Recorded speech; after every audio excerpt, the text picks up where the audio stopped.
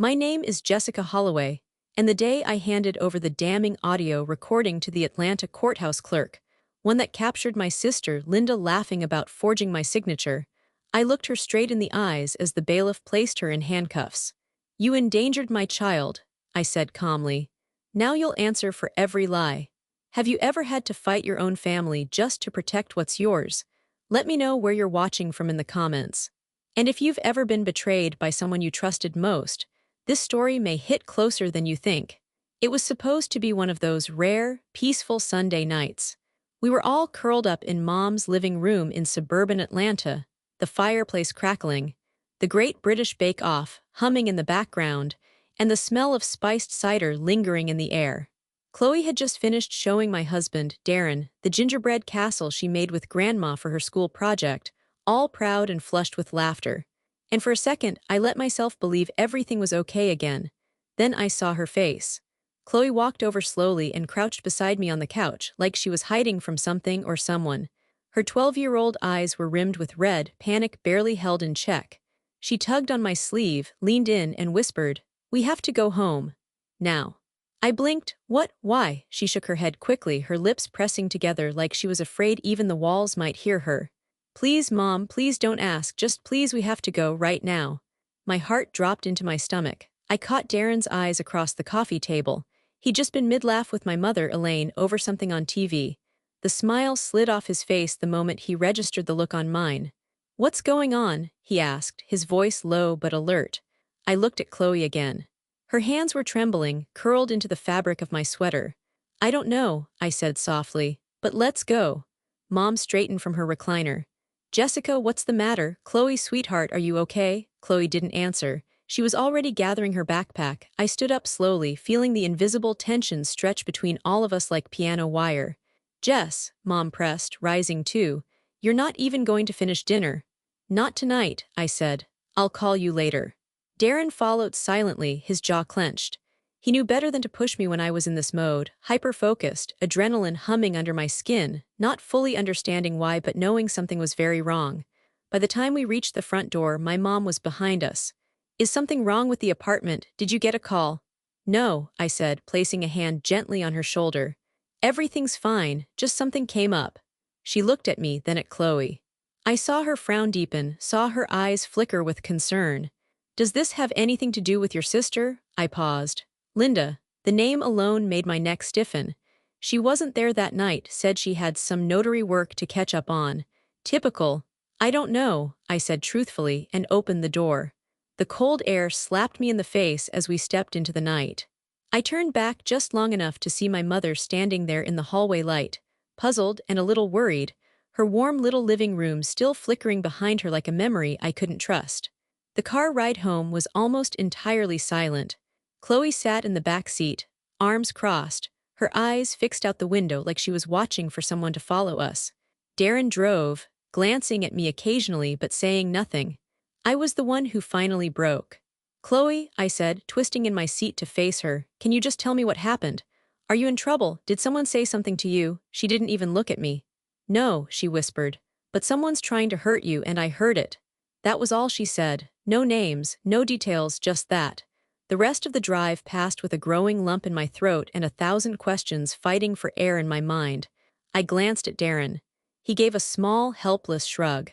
Whatever this was, it had cracked our daughter's shell of preteen invincibility, and that scared me more than anything. We reached our modest apartment on the east side just after 9. Chloe walked inside and went straight to her room without a word. She didn't even take off her shoes. I closed the front door behind us, still stunned by the suddenness of it all. "She's never acted like that," Darren said quietly, setting his keys on the counter. "No," I agreed, still staring down the hallway toward her bedroom. Something had happened, and tomorrow I was going to find out what it was. But tonight I stood in the middle of my living room, the walls too quiet and the air too still, and I felt a shift in the ground beneath my feet. Something warm had turned cold. Something safe had turned threatening. The night we left Mom's house early was the night everything started to unravel. We were home. Safe. Or at least that's what I told myself as I locked the door and slid the deadbolt. The living room was dim except for the soft glow of the fish tank, casting blue ripples across the walls. Darren went straight to the bedroom, giving us space. He knew better than to press Chloe when she got like this. I found her in the kitchen, standing barefoot on the cold tile, the fridge door open. She was staring at nothing, just the light inside like it might explain everything. "Chloe," I said gently, "sit down." She didn't move. "Please, baby, I need you to talk to me." She shut the fridge and turned around slowly. Her eyes, still glassy with whatever she was holding back, met mine. I wasn't supposed to hear it. "Hear what?" She hesitated. Then she whispered, "Aunt Linda." She was on the phone. I was in Grandma's office getting scissors for the castle, and she was in the hallway talking really quietly. But I heard her. I waited, my heart drumming in my ears. "She said something about a notary," Chloe continued, her words quickening, "and that she'd get the deeds signed whether you agreed or not. She said, it's just Jess's signature will handle it." I blinked, not sure I'd heard her right. "The deed," Chloe nodded. "The house, Grandma's house." That stopped me cold. She kept going. "Linda said you'd probably be too emotional to notice once things were settled, that if it's already done, you just have to accept it and move on." Mind scrambled to make sense of what she was saying. "You're telling me," I said slowly, "that your aunt, the same woman who sends you Starbucks gift cards and helps you pick nail polish colors, is plotting to forge my name on a legal document." She wasn't joking, Chloe said, her voice low. She sounded serious, cold. "Chloe," I folded my arms, trying to anchor myself. "Do you have any idea what you're accusing her of?" She looked me square in the face. "Yes, and I wouldn't lie about this." But it didn't make sense. It couldn't make sense. I sat down hard in one of the kitchen chairs. "No, no, no, sweetheart, I think maybe you misunderstood. Adults talk in complicated ways sometimes. Maybe she was joking, or she wasn't joking. You might have heard one part of a conversation, taken it out of context." "I didn't," she snapped, louder now. "She saw me, Mom. She went quiet and asked what I'd heard. I told her nothing. But she didn't believe me. That's why I wanted to leave."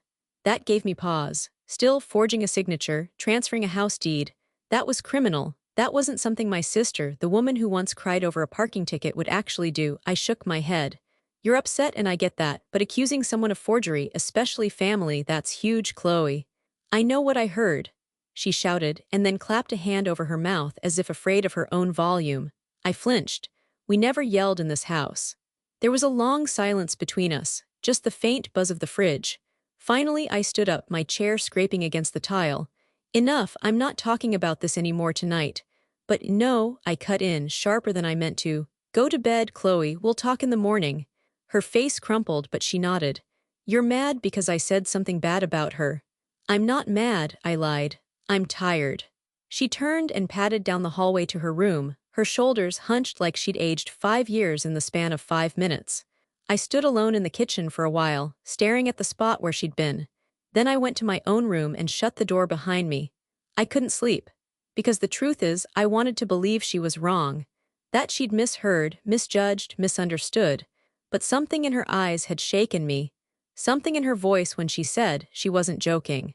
And as I stared at the ceiling that night, counting the creaks of our old apartment building, I felt the first tug of guilt tighten around my chest. What if I was the one in denial? The morning light filtered in through our cheap blinds, casting faint stripes on the kitchen floor. Chloe sat at the table, poking half-heartedly at her toast, her cereal going soggy by the minute. She hadn't said a word since she woke up. "Did you sleep okay?" I asked, trying to sound normal. She gave a small shrug. I took a deep breath and sipped my coffee, the bitter heat doing little to settle the pit in my stomach. I didn't want to push her, but the silence between us was unnatural, heavy with yesterday's fallout. "I'm not mad," I said after a while. "I just needed time to think." Still no response. Her spoon clinked gently against the bowl. "I know you believe what you heard," I added carefully. "But things like property and deeds and notaries, they're complicated. It's easy to misunderstand." Her eyes lifted to mine, quiet and stung. That was the last thing either of us said that morning. After she left for school, backpack slung low, I stood by the door longer than I needed to, watching her walk away. A part of me wanted to chase her down the hall and say, "I believe you." Another part still wasn't ready for what that might mean. I waited until Darren left for work. Then I went to my bedroom and pulled out the wooden box tucked deep in my dresser drawer, the one I hadn't opened in years. Inside were old tax returns, a few keepsakes, and the property documents my mother had handed to Linda and me a year ago when she first started talking about planning ahead. She'd asked us to know where everything is in case anything ever happened to her. I found the deed. Thick, stiff paper notarized years ago when my parents bought the house. The signatures looked fine, mine included, but now I couldn't stop staring at my own name. Jessica Holloway. Neat, centered. My signature had always been a bit loopy, but this one felt a little too neat. Almost too perfect. My pulse quickened.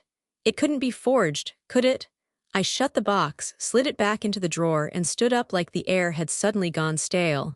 Maybe I was letting Chloe's fear get to me. Maybe this was all a misunderstanding wrapped in paranoia, but I needed to know.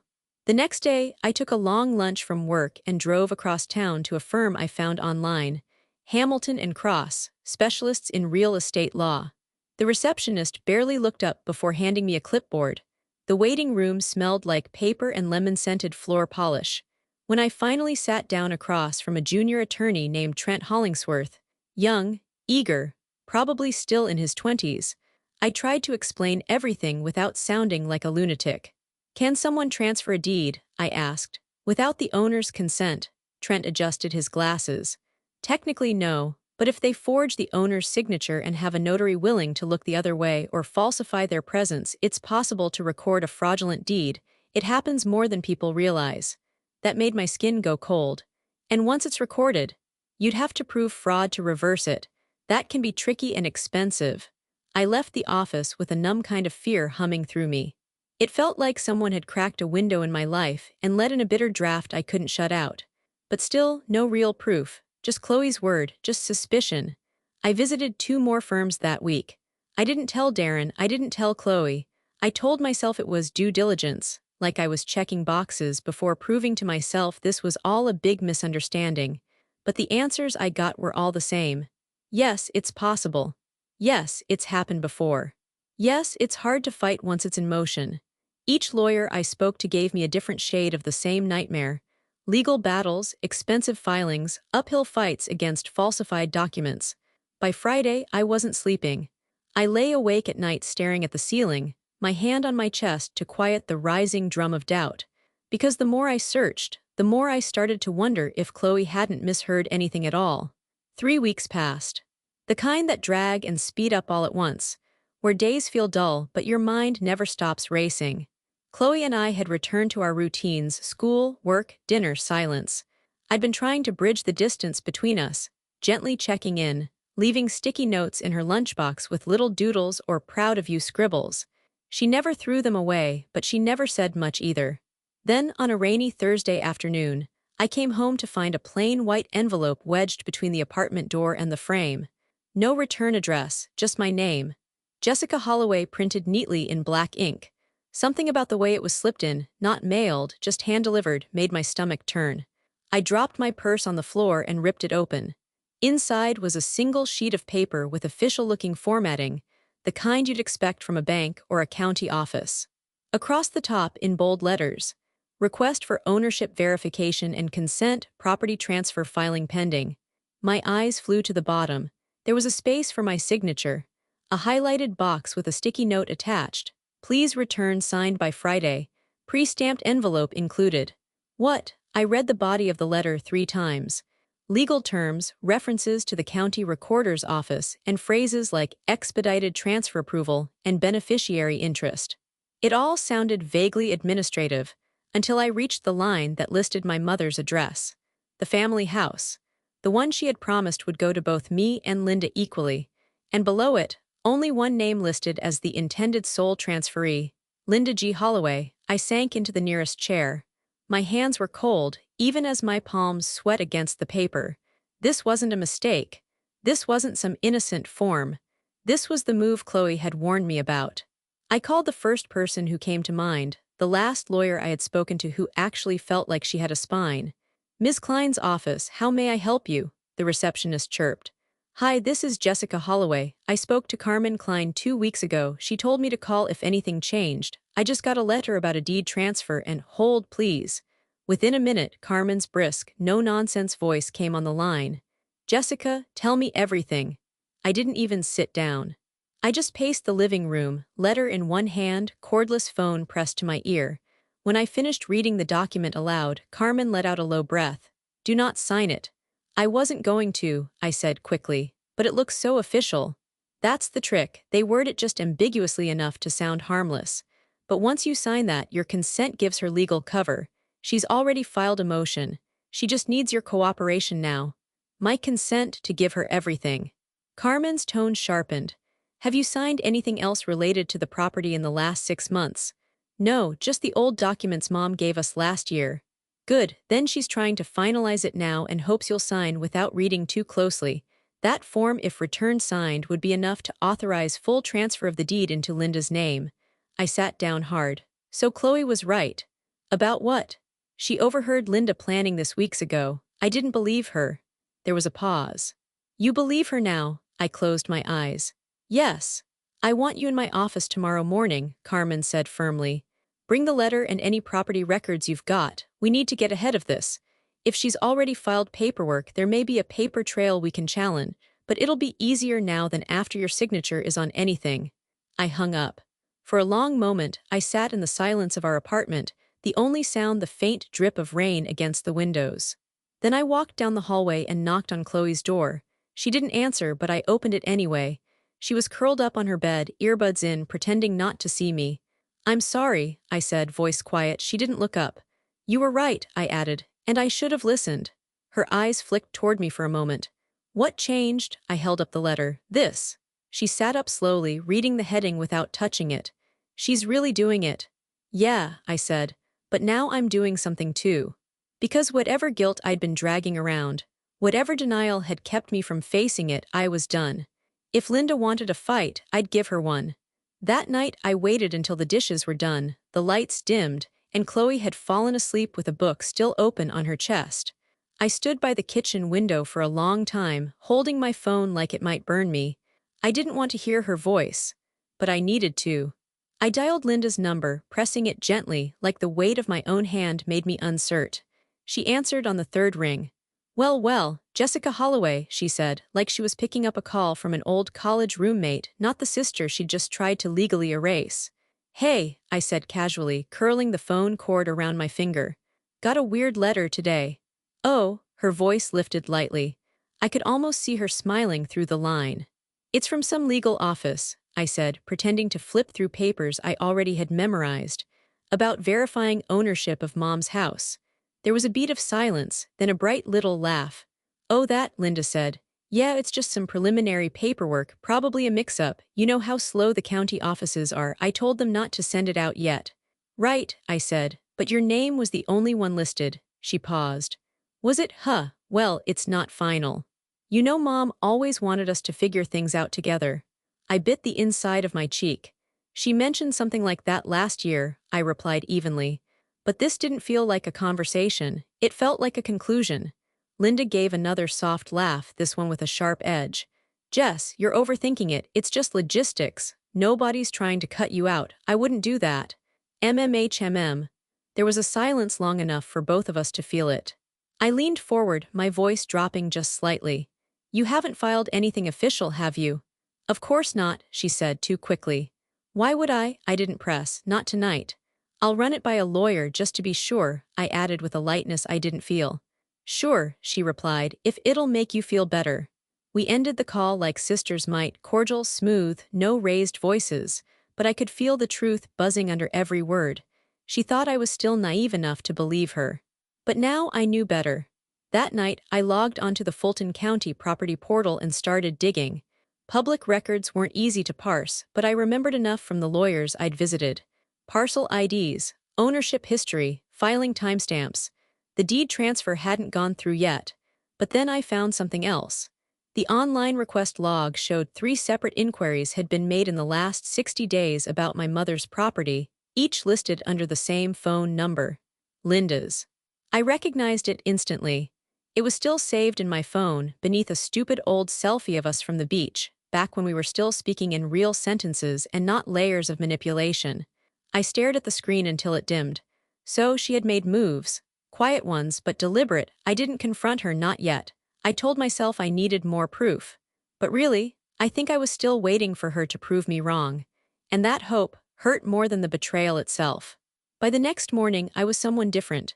Not louder, not angrier, just sharper. Everything around me suddenly mattered in a different way: paper trails, timestamps, phrasing. I started carrying a notebook in my purse, one of those slim, lined pads with a plastic cover.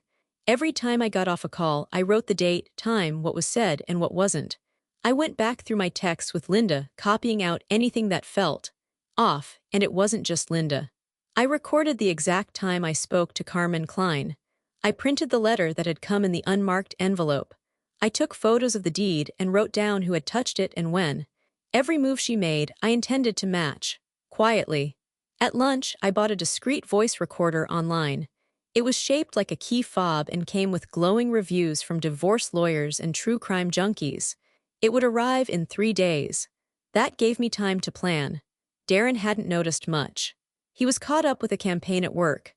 But Chloe, she noticed everything.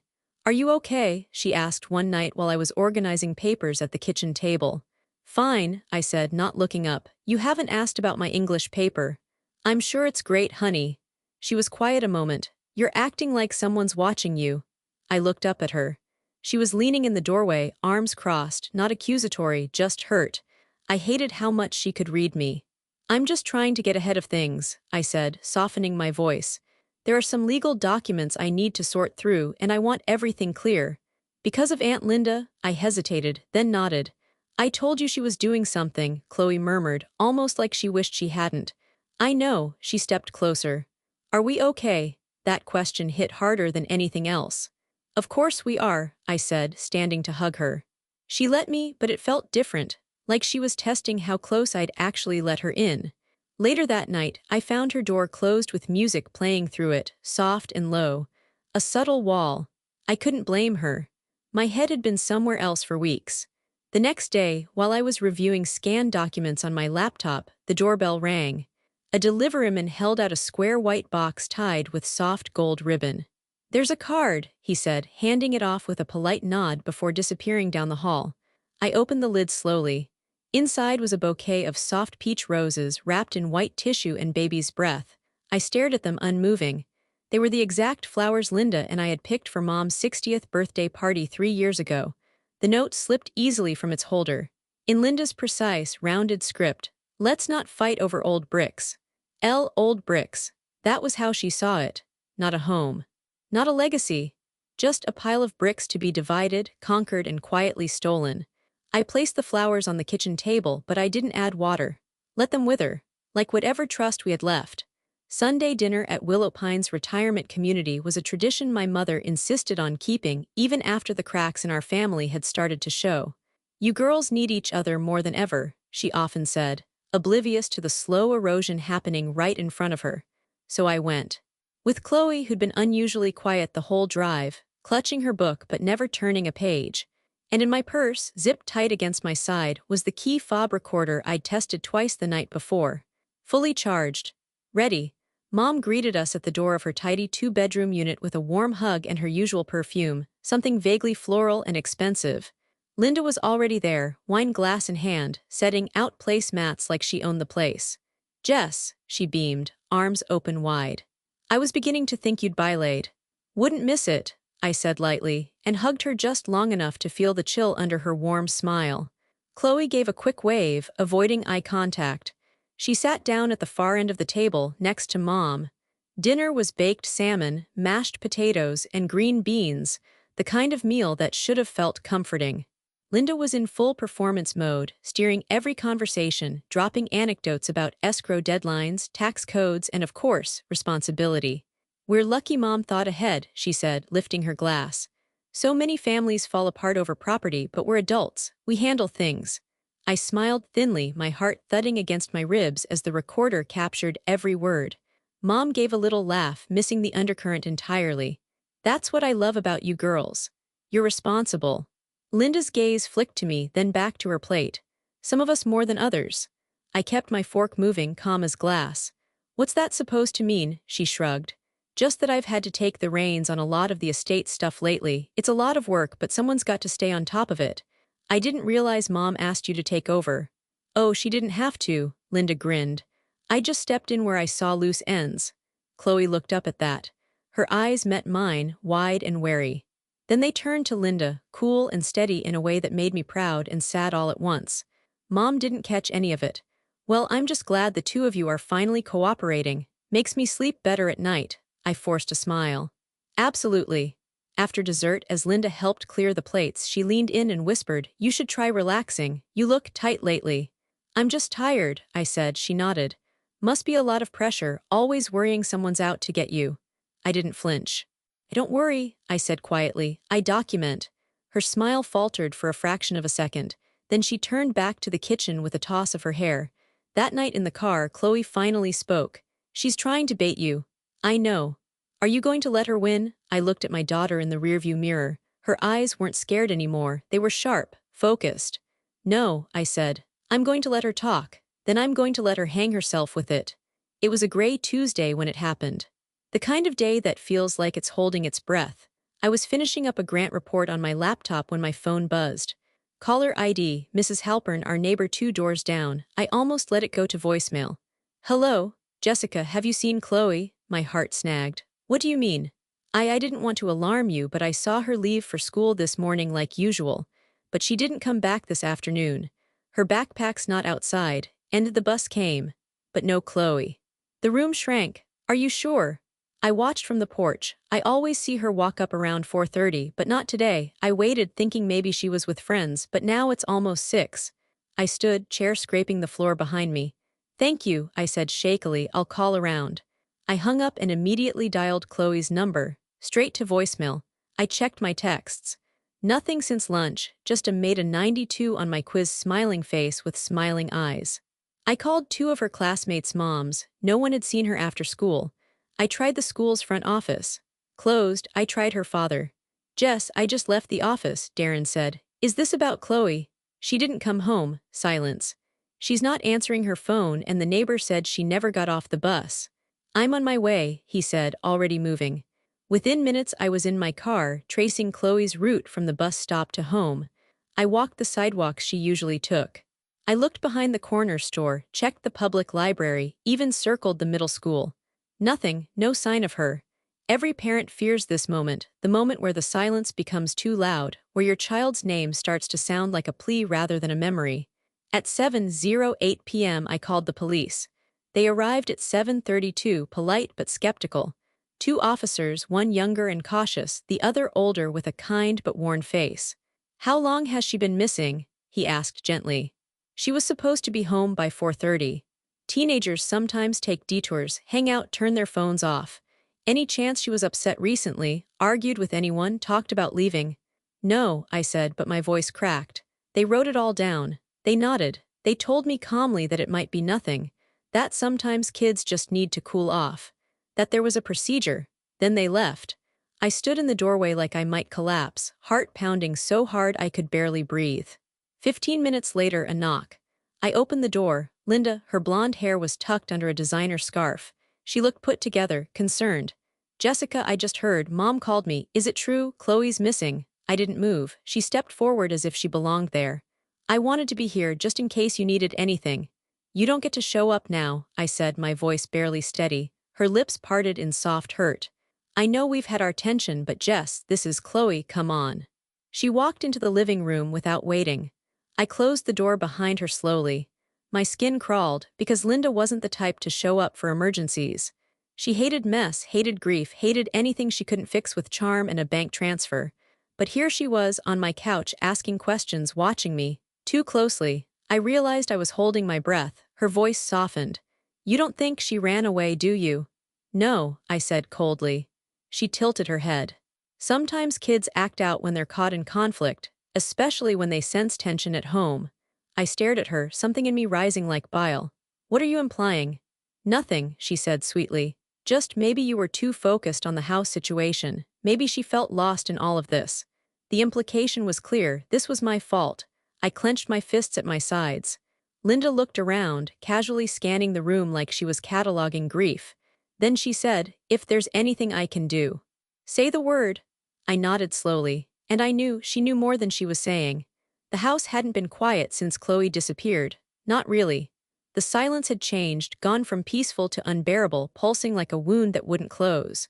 Her room was untouched, lights off, her hoodie still draped over the desk chair. I hadn't been able to bring myself to sleep in my own bed. I dozed on the couch with my phone clutched in my hand, waiting for a sound, a buzz, a sign. It came on the second night. At exactly 2:12 a.m. my phone rang. No caller ID. I bolted upright so fast I knocked over my tea mug. My hand trembled as I answered. Hello, static, then a soft inhale, then, Mom, my whole body went still. Chloe, a shaky breath on the line. I don't have long. I used a phone they didn't check. Oh my God, baby, where are you? Are you okay? Are you hurt? I'm not hurt, she whispered. But I'm not safe either. I pressed a hand over my mouth to hold in the sob that tried to escape.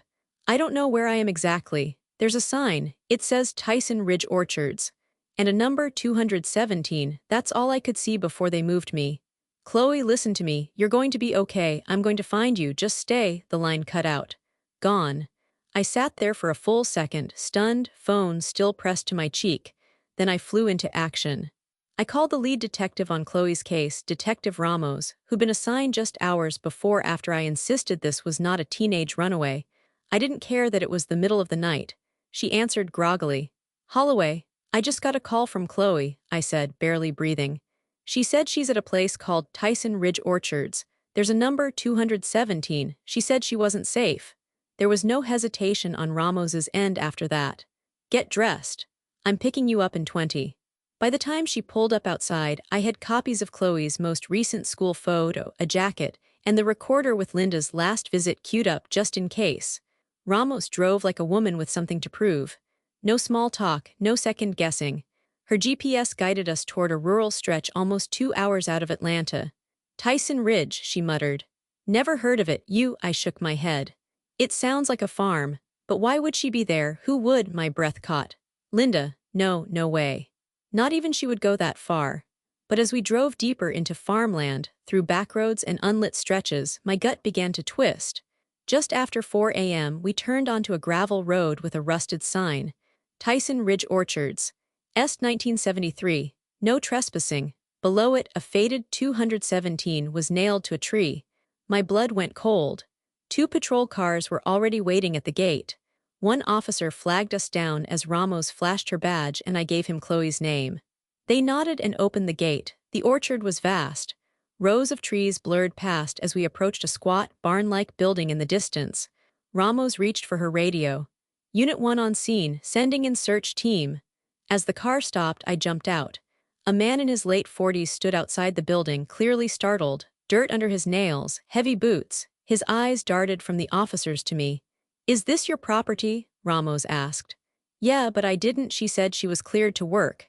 Had paperwork. Had consent, said her aunt signed it. What aunt? I demanded. He blinked. Said her name was Linda Holloway. The world tilted. Ramos stepped between us. Where is the girl? In the bunkhouse, I swear. We didn't hurt her. She worked the packing line, just sorting, nothing bad. Ramos nodded to the officers, who disappeared inside. Moments later, the door opened. And Chloe came running. She was pale, exhausted, but unharmed. Her arms flew around me as I collapsed to my knees, pulling her close. I told them I wasn't supposed to be here, she sobbed. I told them. I've got you now, I whispered. You're never going back. Behind us, the officers cuffed the orchard manager as Ramos read him his rights. But I wasn't looking at him. I was staring at the sunrise slicing through the trees. And I was thinking about Linda, and how far I'd go to make sure she never touched my daughter again. Inside the bunkhouse, the air smelled of dust and bleach, too clean, like someone had tried to scrub away guilt.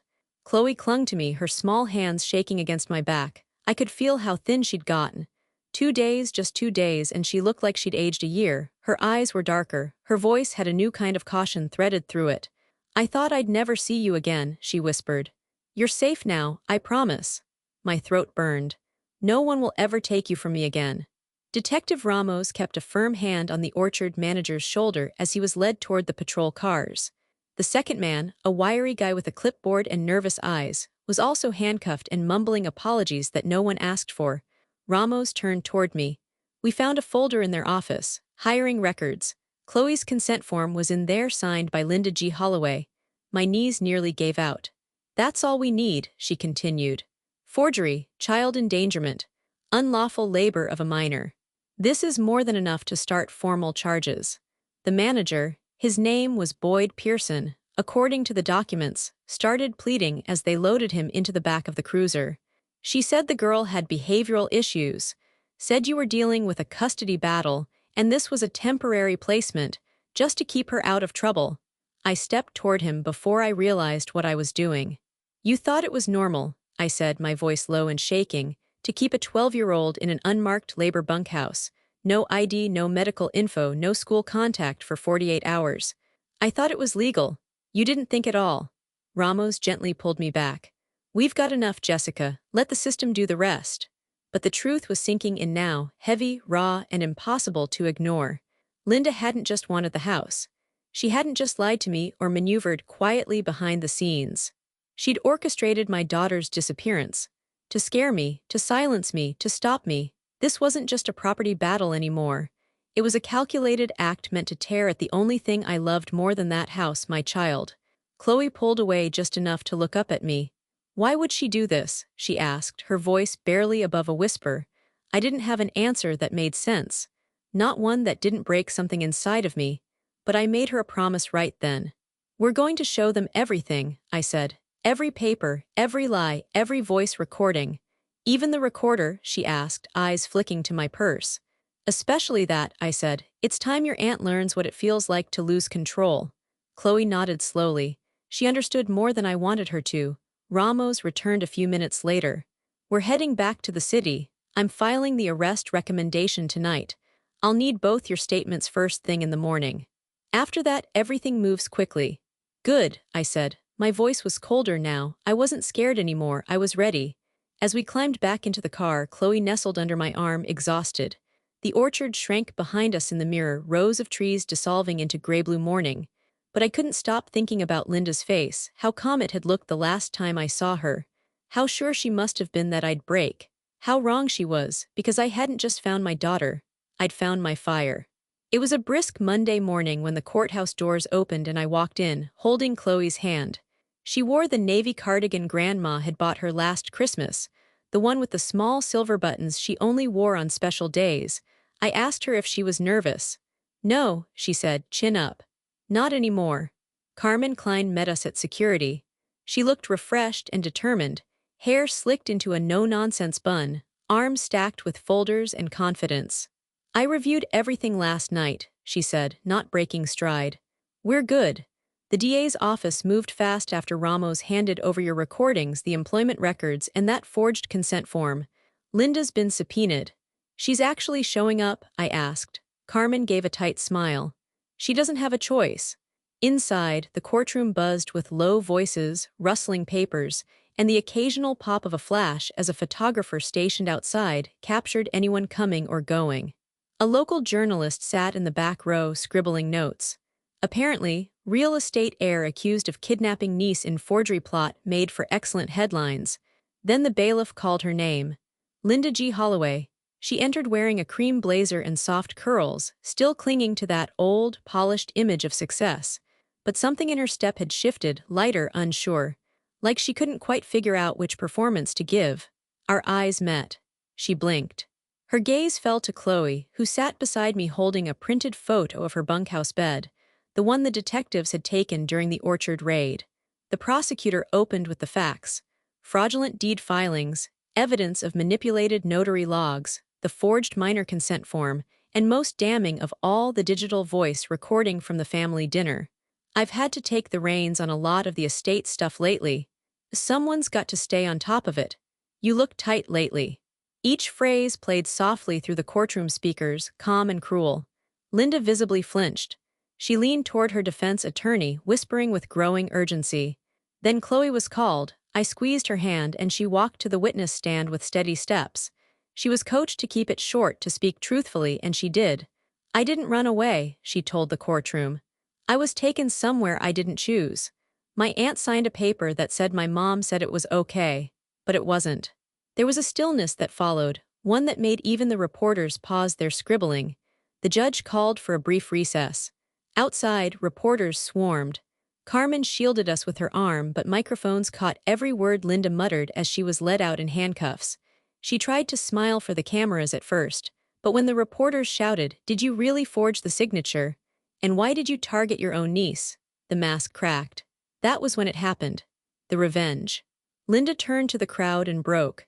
Tears, real or not, streamed down her face as she said, I was tired of being second. Jessica always had the attention, the house, the daughter, the life."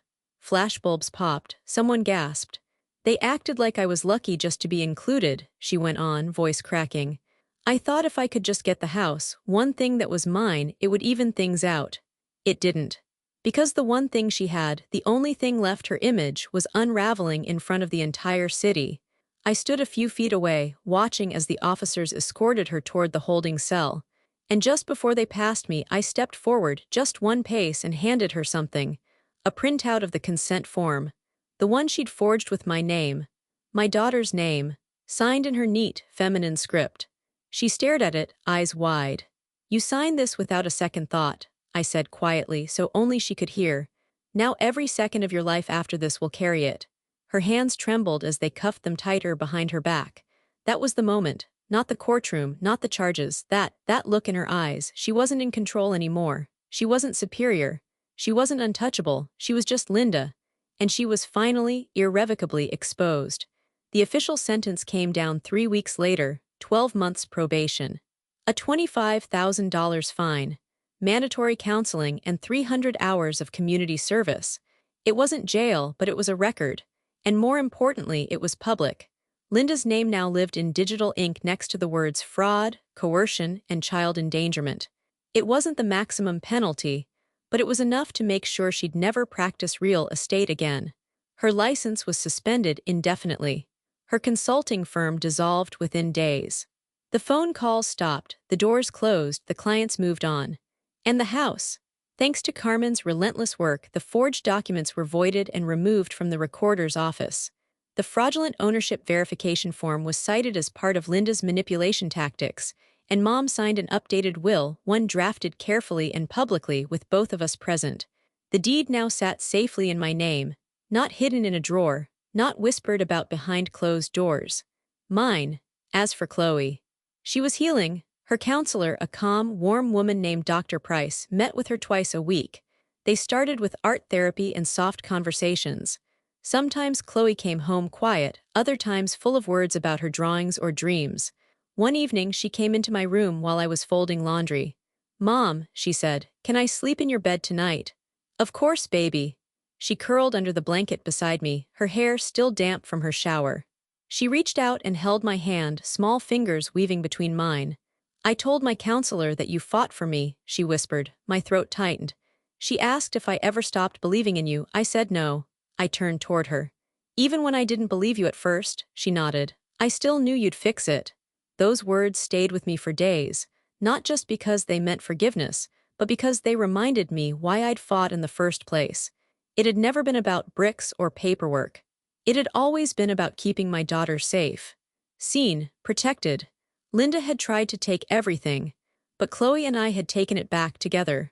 1 year later, the backyard finally felt alive again. The hedges had grown tall, the roses bloomed without apology, and the old picnic table Darren once tried to fix had been replaced with a bright blue one Chloe and I painted ourselves. There were people here, neighbors, coworkers, Chloe's friends and their parents, smiling, laughing, grilling under string lights we'd hung from the oak tree that used to drop acorns like warnings. Chloe was flipping veggie burgers beside a woman from church. She wore her backyard boss apron and gave out orders like a general. It made me laugh.